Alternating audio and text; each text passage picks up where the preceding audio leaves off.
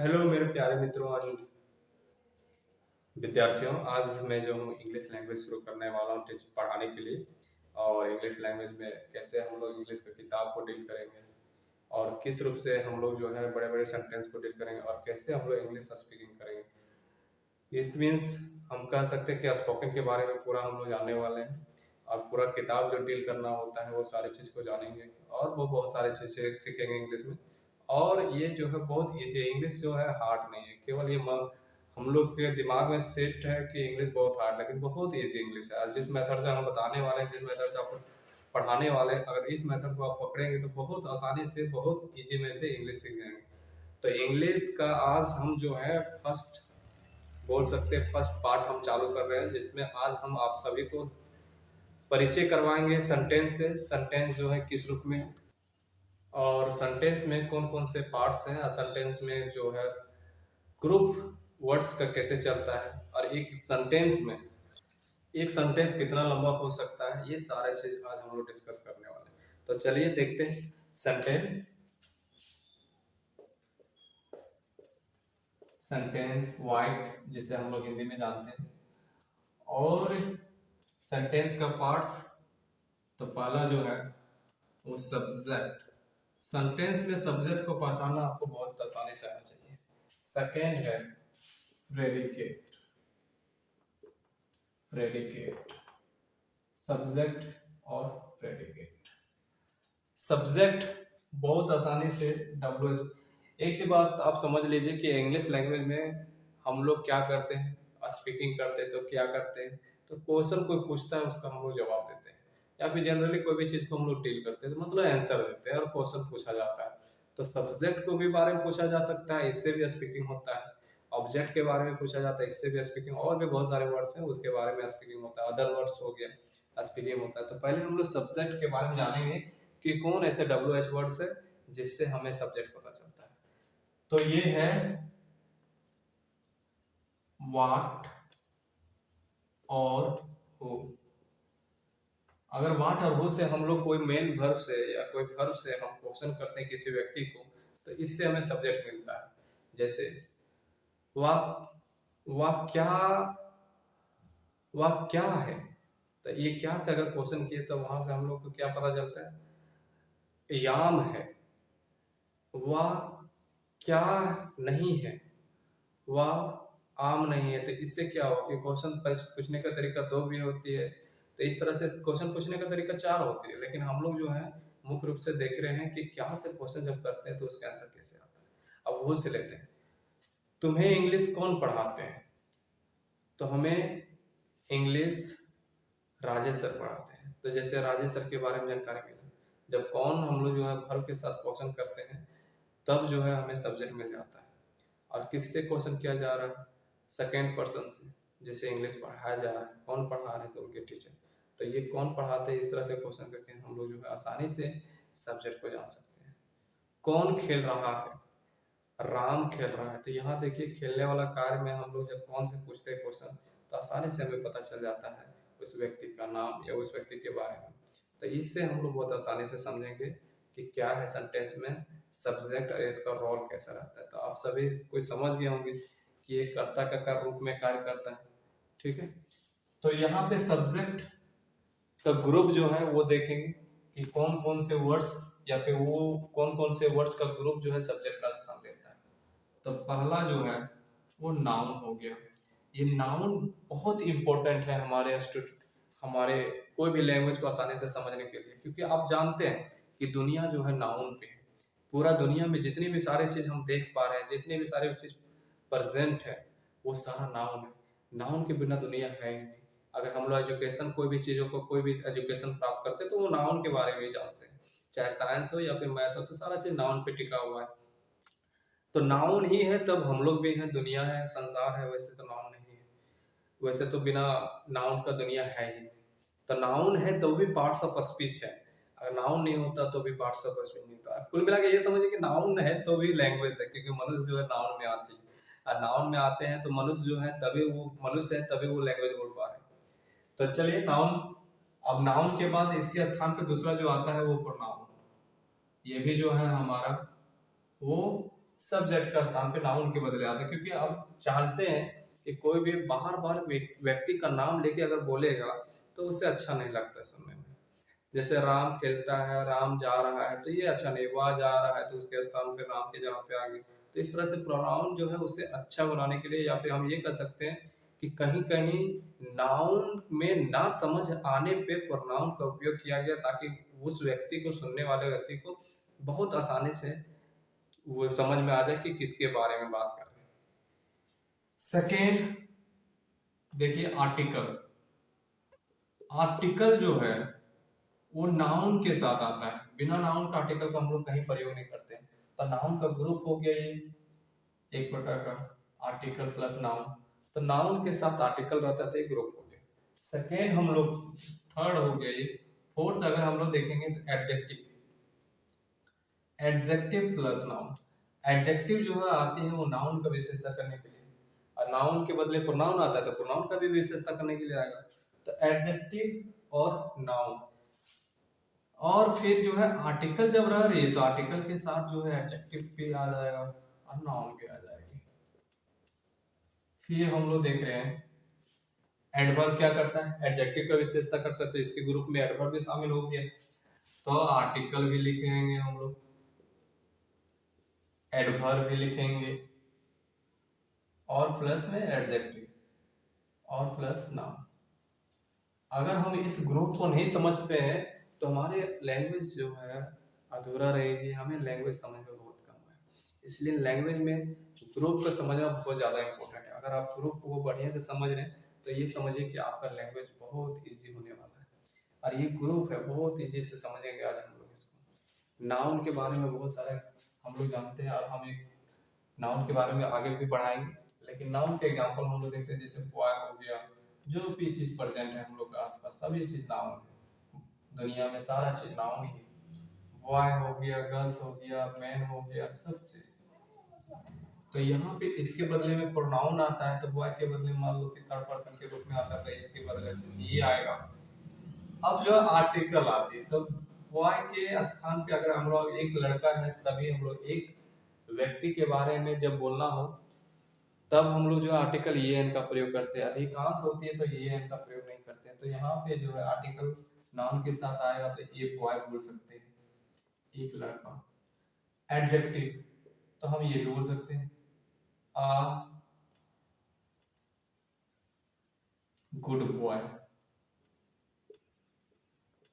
आगे आर्टिकल के साथ एडजेक्टिव भी नाउन है, तो क्या हम लोग नहीं बोल सकते आ गुड बॉय। फिर पुनः हम लोग आगे देखेंगे क्या है, आर्टिकल, एडवर्ब, एडजेक्टिव, नाउन। तो क्या हम लोग नहीं बोल सकते हैं आ वेरी गुड बॉय। बहुत आसान।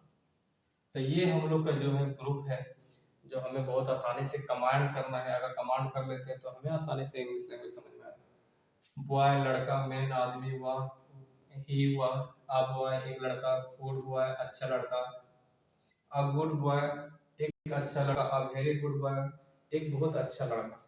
तो ये ग्रुप चलता है। अब इसी के साथ पोसेसर जो संबंध बताता है वो भी जो है हमारे नाउन के साथ आती है। तो नाउन के साथ पोसेशन वाला वो ग्रुप चलेगा, जिसमें हमारा जो है प्रोनाउन या फिर बोले तो एडजेक्टिव का जो रहता है डेमोस्ट्रेटिव प्रोनाउन, और हमारा रहता है पोसेसिव प्रोनाउन। तो ये ग्रुप चलती है। तो उसमें हम लोग जो है आसानी से समझते हैं कि ये जो है संबंध बताता है, तो वो संबंध एक एडजेक्टिव का काम करता है। प्रोनाउन जो है पोसेसिव प्रोनाउन और डेमोस्ट्रेटिव प्रोनाउन, ये एडजेक्टिव में भी आता है, पोसेसिव एडजेक्टिव, डेमोस्ट्रेटिव एडजेक्टिव। तो ये संबंध बताता है कोई सब्जेक्ट का, संबंध बताता है किसी दूसरे के साथ। जैसे मेरा भाई, माई ब्रदर, तो ये हो गया माई ब्रदर। अब आगे हम लोग देखेंगे तो कुल मिला के हम लोग कितना अभी तक देखें ग्रुप या फिर वर्ड्स जो हमारा सब्जेक्ट के स्थान पे आता है। अब आगे देखिए, अब कुछ वर्ब है जो सब्जेक्ट के स्थान लेते हैं। अब वर्ब को भी जानना बहुत जरूरी है, क्योंकि वो भी वर्ब जो है नाउन के जैसा रहता है, और भी वर्ब का रूप आता है वो एडजेक्टिव के जैसा होता है। तो उसको हमें बहुत आसानी से समझना तो देखिए 2 + V1, वैसे तो ये पॉइंट हम पढ़ाएंगे, इससे इन्फिनेटिव करते हैं, टू इन्फिनेटिव करते हैं, नॉन फिनाइट का पॉइंट है ये। लेकिन ये 2 + V1 जो है बहुत बड़ा रोल है इसे इसका इस सब्जेक्ट के स्थान पे आता है एक नाउन के रूप में। Example for to go, it means जाना। हिंदी के रूप में इसमें नॉन एनी के रूप, नॉन एनी से हम पहचान कर सकते हैं, आइडेंटिफाई कर सकते हैं। अब ये देखिए सब्जेक्ट के स्थान पे कैसे रहता है।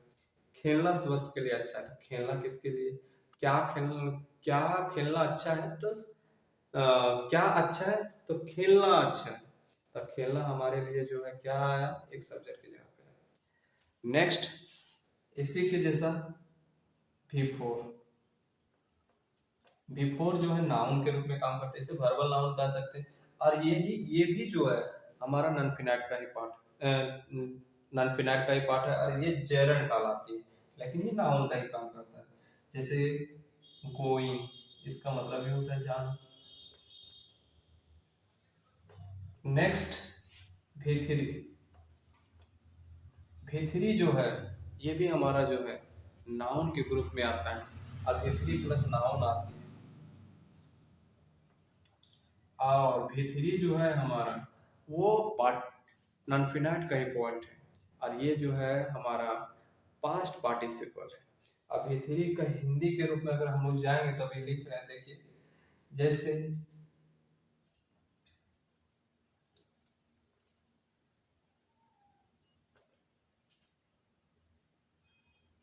सोया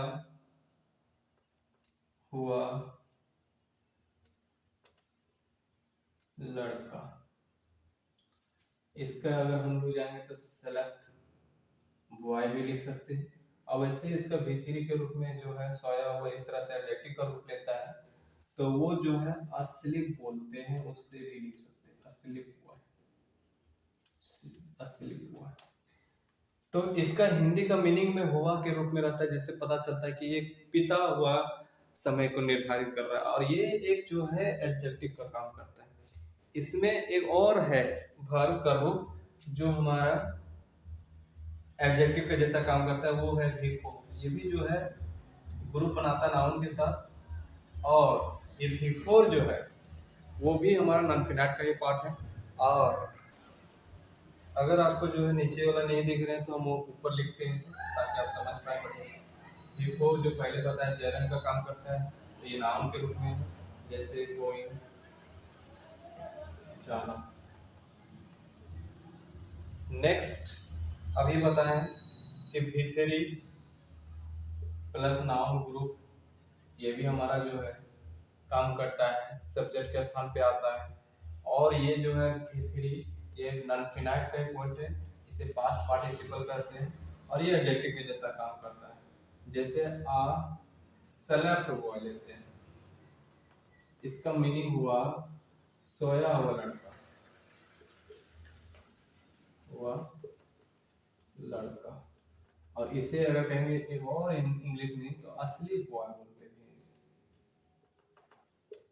नेक्स्ट जो है अभी बताए थे कि V4 ये भी हमारा जो है आता है एडजेक्टिव के रूप में, और ये नाउन के ग्रुप में आता है, नाउन के ग्रुप में आता है। तो ये जो है हमारा प्रेजेंट पार्टिसिपल होती है, नॉन फिनाइट का ही रूप रहता है। इसमें हम देखेंगे किस तरह का हिंदी मीनिंग के साथ ये आता है। उड़ता हुआ पंछी,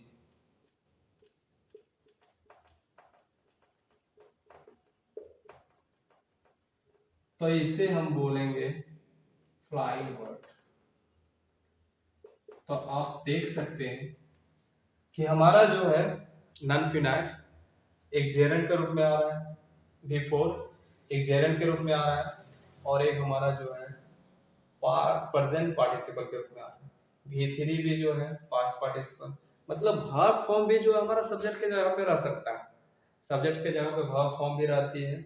और साथ ही साथ इसका यूज जो है वो पार्ट्स ऑफ स्पीच नाउन के जैसा, एडजेक्टिव एडजेक्टिव एडजेक्टिव के जैसा ये काम कर रही है। तो बहुत आसानी से ये 4 पॉइंट जो है टू प्लस V1 का, V4 का और V3 प्लस नाउन और V4 प्लस नाउन, इस ग्रुप को बहुत आसानी से जाना चाहिए। अगर हम बोलेंगे तो ये बहुत आपको ये जो एग्जाम्पल एक एक एग्जाम्पल मिला हुआ है, इसे बहुत आसानी से दिमाग में रख के और भी अपना नया नया अपने से 2-4 को एग्जाम्पल सेट करें, ताकि आप जो है इन सभी पॉइंट को बहुत आसानी से समझ पाए। और नेक्स्ट अगर हम देखेंगे तो ईट भी जो है हमारा सब्जेक्ट के जगह पे बहुत एक स्पेशल केस के रूप में हम लोग इसे पढ़ेंगे, इसलिए यहाँ पे सब्जेक्ट के जगह पे ईट को भी रख रहे हैं। वैसे तो प्रोनाउन का ही पॉइंट है, लेकिन रख रहे हैं ताकि स्पेशल हम लोग इसके बारे में समझेंगे सब्जेक्ट के जगह पे कैसे आता है। और एक है देयर, देयर का भी यूज हम लोग देखने वाले हैं, ये भी हमारा जो है किस में काम करता है। तो लैंग्वेज में हम लोग आज जो फर्स्ट क्लास है जिसमें हम आप सभी को सेंटेंस पहले बता रहे हैं, ताकि सेंटेंस समझेंगे तो आने वाला जितना भी पॉइंट होगा पढ़ाने वाला वो सभी समझ पाएंगे आसानी से। और इसमें जो है हमारा सेंटेंस में सब्जेक्ट जो ग्रुप बना रहा है, सब्जेक्ट का जो वर्ड्स आ रहे हैं जो ग्रुप के साथ आ रहे हैं, उस सभी को आसानी से समझे और इस पर प्रैक्टिस कीजिए। 10-10 बनाइए, 20-20 बनाइए, बोलने का प्रयास कीजिए। आप इस पर अगर कमांड कर पाते हैं तो आपका आने वाला इंग्लिश लैंग्वेज में बहुत आसानी मिलने वाले, बहुत आसानी से समझ सकते हैं। और बहुत लंबा है नहीं, लैंग्वेज बहुत हल्का है। आप देखते जाइए, पढ़ते जाइए, समझते जाइए, देखिएगा आपका इंग्लिश बहुत आसान हो जाएगा, बहुत ईजी वे में सब आप समझने लगेंगे। चलिए, तो इस सब्जेक्ट के बारे में ये है, आप चाहें तो इसे लिख सकते हैं। अब हम लोग जो है प्रेडिकेट के बारे में देखेंगे, तो चलिए देखते हैं प्रेडिकेट के बारे में।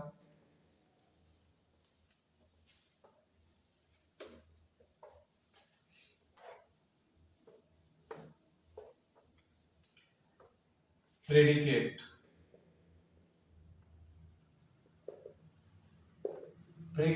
प्रेडिकेट जो है सब्जेक्ट से थोड़ा सा लंबा है, क्योंकि इसमें जो है इसका भी जो है 3 पार्ट, ये अकेला नहीं, इसमें जो है 3 इसको पार्ट में रखा गया है। तो प्रेडिकेट में कौन कौन से आते हैं उनको देखते हैं पहले। तो प्रेडिकेट में वर्ब भी आ जाएगा, पहला वर्ब। अब वर्ब का अगर रूप देखेंगे तो इसका 2 रूप आता है, हेल्पिंग वर्ब रहता है और एक मेन वर्ब रहती है। हेल्पिंग वर्ब एसवी और main verb MV.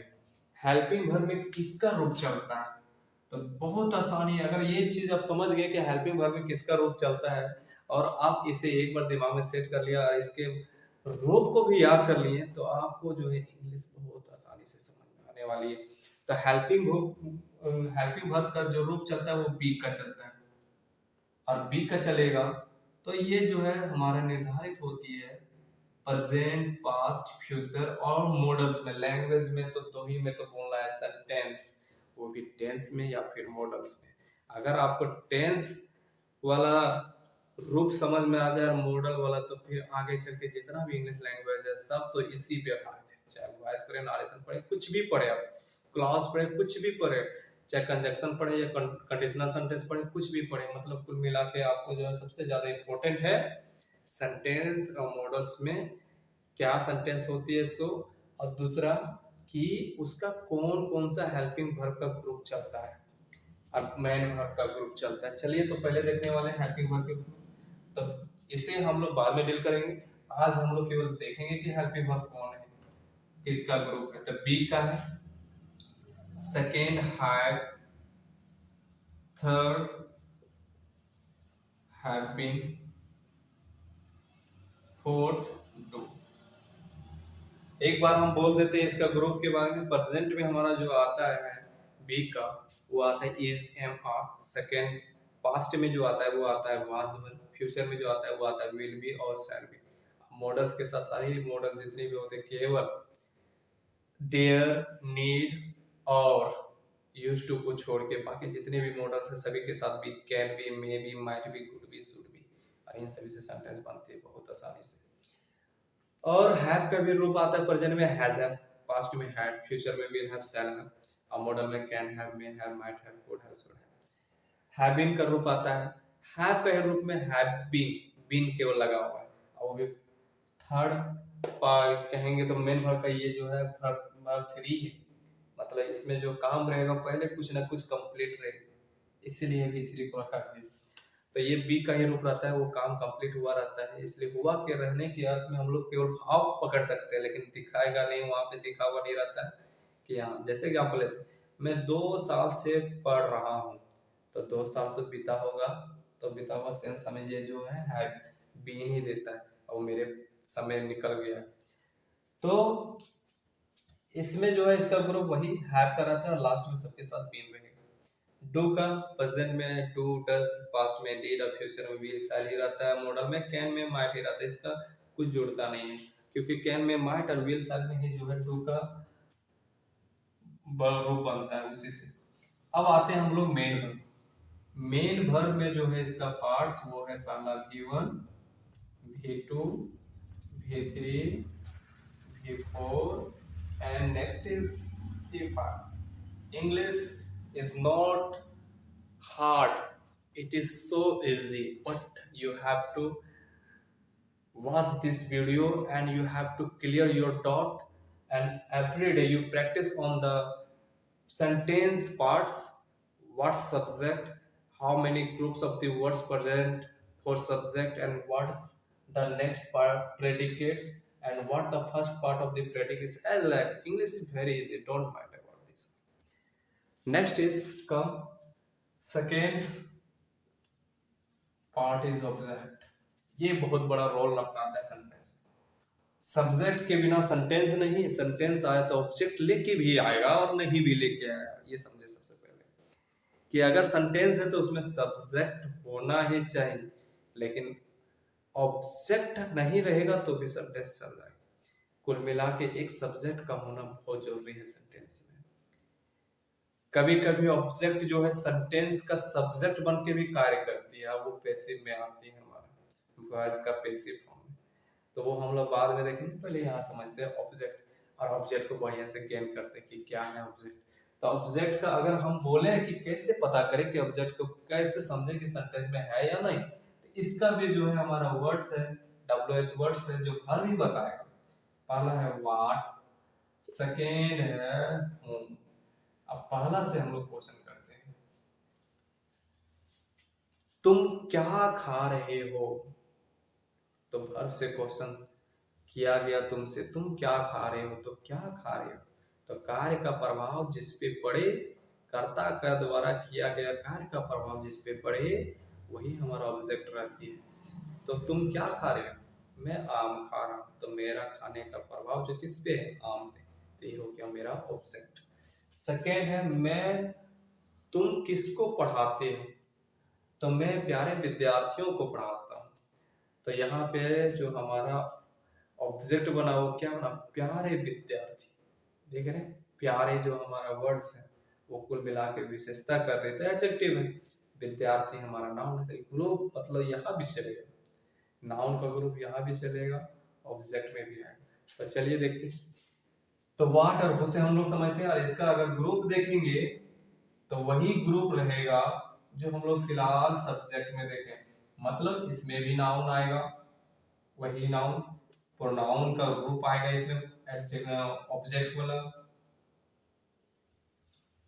Objective case देखेंगे प्रोनाउन का, जैसे मी, आई का मी होता है ऑब्जेक्टिव केस। सेकेंड वही आर्टिकल भी रहेगी प्लस नाउन, जैसे समझ सकते हैं हिंदी के साथ, मैं एक आम खाता हूं, तो एक आम क्या है, ऑब्जेक्ट है, तो आर्टिकल प्लस नाउन। फिर एडजेक्टिव प्लस नाउन भी रहेगा। मैंने एक सुंदर, मैंने सुंदर पंछी देखा, एक अभी साइलेंट कर, एक नहीं रहे। तो मैं सुंदर पंछी देखा, तो सुंदर पंछी क्या है, सुंदर हमारा एडजेक्टिव है, पंछी हमारा जो है noun. Next I saw beautiful birds. Next article plus adjective plus noun, मतलब क्या, आर्टिकल भी रहेगी। मैंने एक सुंदर पंछी देखा, I saw a beautiful bird. Next article plus adverb plus adjective plus noun. कुल मिला के ये सारा रूप चलेगा हमारा ऑब्जेक्ट में, जिस तरह सब्जेक्ट चला था। इसमें वही हो गया, मैंने बहुत अच्छा लड़का को खेलते हुए देखा। बहुत अच्छा लड़का, एक बहुत अच्छा लड़का क्या है, वही रूप है, आर्टिकल, एडवर्ब का, एडजेक्टिव का और नाउन। नेक्स्ट हमारा है 2 + V1, ये भी हमारा ऑब्जेक्टिव यहाँ पे आता है। कैसे, नाउन है तो आएगा ये। जैसे मैं खेलने जाता हूँ, मैं शाम को खेलने जाता हूँ, तो मैं जाता हूँ। क्या करने जाता हूँ, खेलने, तो खेलना वर्ड जो है क्या है, object. I go to play. Next V4 भी आएगा, जेरेंट भी आएगा हमारा नाम के रूप में। मैं खेलना पसंद करता हूँ, आई लाइक प्लेइंग, V4 भी आएगा। फिर वही V3 प्लस नाउन का ग्रुप भी आएगा, V3 प्लस नाउन का ग्रुप। तो ये समझे, हमको लग रहा है ये वीडियो जो है यहाँ से कट रही होगी, तो हम इसे ऊपर लिखते हैं। कुल मिला के वही चीज को हम लोग देख रहे हैं जो ऑब्जेक्ट सब्जेक्ट की जगह पे देखे थे, V4 और V3 plus noun. Next V4 plus noun, ये भी हमारा जो है सब्जेक्ट की जगह पे भी आ रहा है और ऑब्जेक्ट की जगह पे आ रहा है। जैसे मैंने एक खोया हुआ चाबी पाया, मैंने तुम्हारा खोया हुआ चाबी पाया, तो खोया हुआ काम तो पहले खोने का खत्म हो गया था, ये तो हमारा ऑब्जेक्टिव में क्या पाया, मैंने खोया हुआ चाबी। तो क्या से क्वेश्चन कर रहे हैं, तो ऑब्जेक्टिव मिल रहा है। मैंने एक उड़ता हुआ पंछी को देखा, उड़ता हुआ तो उड़ ही रहा है। मैंने भौंकता हुआ कुत्ते को मारा, वैसे मारा नहीं, देखा, तो भौंकता हुआ कुत्ता ये भी हमारा जो है क्या है, ऑब्जेक्ट के जहाँ पे आया। क्या देखा, क्या देखा, ऑब्जेक्ट के जहाँ पे आया। इसी तरह ईट भी आता है, तो ईट का स्पेशल हम लोग नहीं देखेंगे इसमें, उसी में केवल देखेंगे सब्जेक्ट बना।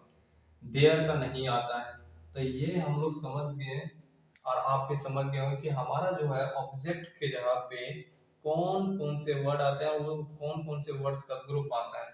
कुल मिला के अगर हम लोग देखें तो पार्ट्स ऑफ स्पीच का नाउन, प्रोनाउन, एडजेक्टिव, एडवर्ब, कुल मिला के 4 जो है पार्ट्स ऑफ स्पीच का ग्रुप बनाते हैं, वर्ड्स एक साथ आते हैं। और इस तरह अगर हम लोग समझेंगे तो पार्ट्स ऑफ स्पीच का एक पॉइंट हम लोग समझ जाएंगे कि उसका रोल जो है सेंटेंस में कैसा रहता है। तो बहुत आसानी से समझे और पढ़ें। नेक्स्ट हम लोग देखने वाले हैं, अब हम लोग देखने वाले हैं प्रेडिकेट का नेक्स्ट पार्ट, वो क्या है, तो वो है अदर वर्ड। क्या है वो, अदर वर्ड। तो देखते हैं अदर वर्ड। और अदर वर्ड को हम लोग कैसे पता करेंगे कि ये अदर वर्ड है। पहला पहचान तो आप समझ जाए कि अदर वर्ड जब भी आए तो प्रीपोजिशन के साथ ही आएगा। बिना प्रीपोजिशन का अदर वर्ड रह ही नहीं सकता है, क्योंकि वो इनडायरेक्ट ऑब्जेक्ट होती है। हम लोग जो ऑब्जेक्ट देखे वो डायरेक्ट ऑब्जेक्ट है, लेकिन ये इनडायरेक्ट रूप में हम लोग समझ सकते हैं कि जो सहयोग लेके आता है, तो वो सहयोग इसको करने वाला कौन है, प्रीपोजिशन। और अगर हम जानना चाहते हैं कि कौन कौन से WH से हमको पता चलेगा और इसी से भाषा बनेगा, तो वो WH है पहला। जो प्रीपोजिशन का सेट जब करेंगे हम लोग, अदर वर्ड का सेट करेंगे सेंटेंस में, तो पहला वेयर वाला वर्ड आएगा, सेकेंड आएगा वाई, थर्ड आएगा विथ होम, फोर्थ आएगा हाउ, एंड फिफ्थ आएगा when। ये चेन को आप बहुत अच्छे से समझें। ये ऑब्जेक्ट अदर वर्ड का चेन है। जो पहले आएगा तो वर्ड कौन आएगा, वेयर, फिर वाई, फिर विथ होम, फिर हाउ और व्हेन। तो इसमें अगर हम देखेंगे तो वेयर से क्वेश्चन करेंगे तो पता चल जाएगा कि जगह के बारे में, तो जगह के साथ प्रीपोजिशन वर्ड आएगा। वाई से क्वेश्चन करेंगे तो वाई का कौन सा रूप आएगा, कौन, वही 2 + V1 और V4। नेक्स्ट हमारा विथ होम किसके साथ हम लोग कोई कार्य कर रहे हैं, वो सारी चीज। हाउ का वर्ड्स कैसे है, सो और व्हेन। तो ये जो है ग्रुप है, WH वर्ड जो हमें बताता है ये अदर वर्ड को। एग्जाम्पल से हम लोग देखते हैं, तुम पढ़ने कहाँ जाते हो? तो मैं पढ़ने स्कूल जाता हूँ। तो यहाँ पे अगर हम लोग इसे इंग्लिश में ट्रांसलेट करेंगे तो क्या होगा? I go to read school. तो यहाँ पे I go to school to read, ये सही होगा। जो पीछे बोले थे वो गलत है, क्योंकि हम लोग चेंज देख रहे हैं, पहले कहाँ फिर क्यों। तो अभी मैं विद्यालय पढ़ने जाता हूँ, मतलब I go to school to read. तो देख रहे होंगे कि टू जो है स्कूल के पहले आए, तो वो टू क्या है? वही है प्रीपोजिशन। तो बताया अभी हम आप सभी को कि अदर वर्ड बिना प्रीपोजिशन को मिलेगा ही नहीं। अगर उस अदर वर्ड का अगर हम ग्रुप देखेंगे तो हम लोग का ग्रुप मिलेगा नाउन, प्रोनाउन, आर्टिकल, नाउन्स, यही ग्रुप मिलेगा। और इसी ग्रुप का जो है अदर वर्ड को भी देख सकते हैं हम। मतलब आप समझ सकते हैं कितना इम्पोर्टेंट ये ग्रुप है। सब्जेक्ट के जगह ही ले रहा है, ऑब्जेक्ट का भी जगह ले रहा है, और अदर वर्ड की जगह पे भी आ रहा है। और इसका अगर हम लोग प्रैक्टिस नहीं करते हैं तो हम लोग इंग्लिश बढ़िया से बोल भी नहीं पाएंगे, ना ही कोई भी चीज़ों को ट्रांसलेट कर पाएंगे, ना ही हिंदी इंग्लिश की किताब को हम लोग डील कर पाएंगे।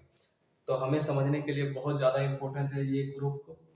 अब जो है कुछ ऐसे अदर वर्ड हैं जो हमें संबंध बताने वाला कार्य करता है, जैसे हो गया हुज और विच। ये दो ऐसे अदर वर्ड हैं जो हमें जो है अधिकांश क्या बताते हैं? संबंध। जैसे हुज इज दिस पेन, तो दिस इज माई पेन। तो माई यहाँ वर्ड आया, संबंध बता रहा है। पेन का संबंध किससे? मुझसे है। तो हुज से क्वेश्चन करेंगे तो संबंध वाले जो है हमारे सेंटेंस देखने को मिलेंगे। विच इज रेड पेन, तो दिस इज रेड पेन। यहाँ पे जो हम लोग बोल सकते हैं तो ऑब्जेक्ट का जगह भी ले लेता है। कौन सा घर तुम्हारा? विच हाउस इज योर्स, तो यहाँ पे जो हमारा है वो संबंध बताता है, दिस इज माई हाउस। तो और आगे हम लोग देखते हैं whose, which, where, why, with whom, how, when और व्हाट, और हु और whom, ये सारे WH वर्ड्स हैं जो मेन WH वर्ड के रूप में आते हैं, जिससे बहुत सारे क्वेश्चन पूछा जाते हैं और हम लोग इंग्लिश लैंग्वेज में इसका प्रयोग बहुत ज़्यादा करते हैं। और अगर उस सब का प्रयोग करते हैं तो हमारे पास जो है group, subject, object, other word पे ही पता चलता है। तो अगर हम क्वेश्चन करेंगे तो हमें इसी ग्रुप में से ऑब्जेक्ट या फिर सब्जेक्ट या फिर अदर वर्ड ही चाहिए। तो आंसर हमको देना पड़ेगा, तो क्या देंगे हम लोग? चाहे तो सब्जेक्ट का या फिर ऑब्जेक्ट का या फिर अदर वर्ड का। लेकिन क्वेश्चन जो पूछेंगे वो किससे पूछेंगे? WH वर्ड से। आप पूछने का कार्य किसके द्वारा होगा? वर्ब के द्वारा। तो ये चीज को आप समझे बढ़िया से। और अब हम लोग देखते हैं एक करके एक सेंटेंस में कैसे क्वेश्चन करेंगे, कैसे जवाब लेंगे। ठीक है। हाउ मच और हाउ मेनी, ये भी अदर वर्ड है जो क्वांटिटी को बताता है। तो इसको भी बहुत बढ़िया से समझ में आना चाहिए आप सभी को। हाउ मच, हाउ मेनी, जो मेन हमारा जो है WH वर्ड में रहता है। तो हाउ मच मतलब कितना, हाउ मेनी मतलब कितना। हाउ मच अनकाउंटेबल नाउन के साथ रहती है, हाउ मेनी ये काउंटेबल नाउन के साथ रहती है। और इससे जो है हम लोग का सब्जेक्ट देयर भी पता चलेगा। जैसे how much water in your बोतल, तो there is a litre water in my बोतल। तो देयर का भी हम लोग जो है इससे समझ सकते हैं। How many boys are in the class, there are 100 boys in the class. तो यहाँ से हम लोग जो है अदर हाउ मेनी और हाउ मच से सब्जेक्ट के रूप में देयर का भी जो है आसानी से समझ सकते हैं, कैसे उसको जो है लाया जा सकता है। चले तो आज हम लोग यहाँ पे देखिए, अब हम लोग सेंटेंस लेते हैं और उस सेंटेंस से समझते हैं ये सभी बारे में, सब्जेक्ट, ऑब्जेक्ट, अदर वर्ड। और नेक्स्ट वीडियो में मैं आप सभी को इन सभी चीज जो बताए हैं उन सभी का एक एक करके सेंटेंस के साथ एग्जाम्पल हिंदी इंग्लिश दोनों के साथ सिर्फ बताने वाले हैं कि कैसे कैसे सब कार्य कर रहा है, कैसे कैसे ग्रुप आ रहे हैं, कैसे कैसे क्वेश्चन कर रहे हैं और हम लोग जवाब दे रहे हैं। तो लैंग्वेज बहुत आसान है। लैंग्वेज में 4 टाइप का सेंटेंस हम लोग क्वेश्चन में पूछने वाले करते हैं और 2 ही टाइप को हम लोग जो है आंसर देते हैं और आप बहुत आसानी से समझ सकते हैं। हम बोले तो आस्किंग क्वेश्चन सेंटेंस होती है और गिविंग आंसर, लेकिन ये हम बोल रहे हैं, लेकिन आप लोग ज़्यादातर देखे होंगे आस्किंग क्वेश्चन सेंटेंस में इंट्रोगेटिव में क्वेश्चन करना, इंट्रोगेटिव नेगेटिव में क्वेश्चन करना, WH वर्ड इंट्रोगेटिव वाला सेंटेंस से क्वेश्चन करना, WH वर्ड्स इंट्रोगेटिव नेगेटिव वाले सेंटेंस से क्वेश्चन करना, और आंसर जो देते हैं वो giving answer word giving answer sentence रहती है, वो अफर्मेटिव और नेगेटिव रहती है। तो चले हम लोग देखते हैं, एक सेंटेंस लेते हैं और उसमें समझने की कोशिश करते हैं लंबा सा सेंटेंस, ताकि हम आसानी से चीजों को समझ पाए। हम लोग हम लोग हम लोग कल शाम 4 बजे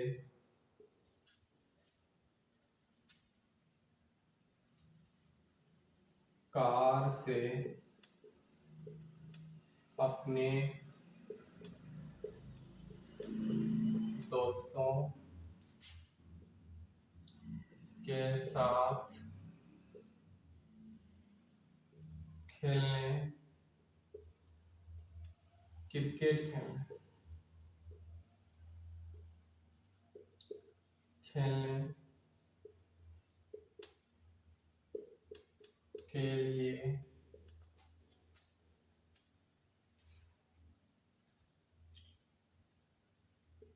मैदान गया था।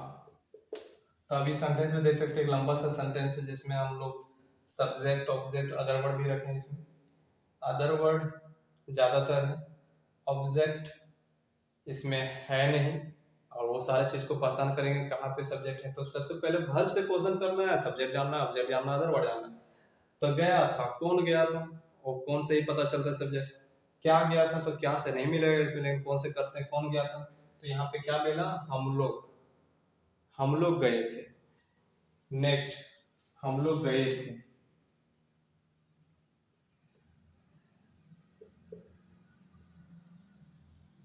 गए थे, हम लोग गए थे।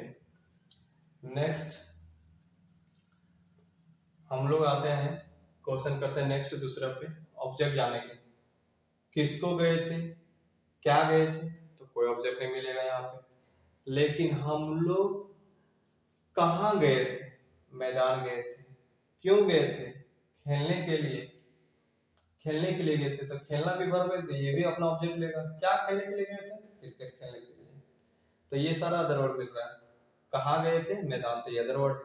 क्यों गए थे, खेलने के लिए गए थे, तो ये भी अदर वर्ड है। लेकिन इसका ऑब्जेक्ट है क्रिकेट, क्या खेलने के लिए, क्रिकेट। गए थे, किसके साथ गए थे, अपने दोस्तों के साथ। कैसे गए थे, कार से गए थे। कब गए थे, तो यहाँ पे 3 समय है, कल शाम 4 बजे। तो आप समझ सकते हैं कि कोई भी व्यक्ति आपको जो है कितना क्वेश्चन एक सेंटेंस में जो लिखे हैं उसके कितना WH वर्ड डाल के क्वेश्चन आपसे पूछ सकते हैं। तो ये है सेंटेंस, इसका बहुत आसानी से हम लोग जिस तरह से हम बताए थे चेन उसी अनुसार बताएंगे और दिखाएंगे कि प्रीपोजिशन सारे अदर वर्ड के साथ है। तो पहला जो है सब्जेक्ट, हम लोग गए थे, तो वी हैड गॉन, कहाँ गए थे, टू फील्ड, क्यों गए थे, क्रिकेट खेलने। To field for playing cricket. किसके साथ गए थे, अपने दोस्तों के साथ, विथ आवर फ्रेंड्स। कैसे, 1 सेकेंड, हाँ, कैसे गए थे, बाय कार। कब गए थे, कल सुबह, कल शाम 4 बजे। तो क्या सबसे पहले छोटा टाइम को हम लोग लिखेंगे, eight 4 o'clock clock, yesterday evening, या फिर बोल सकते हैं इन द इवनिंग yesterday।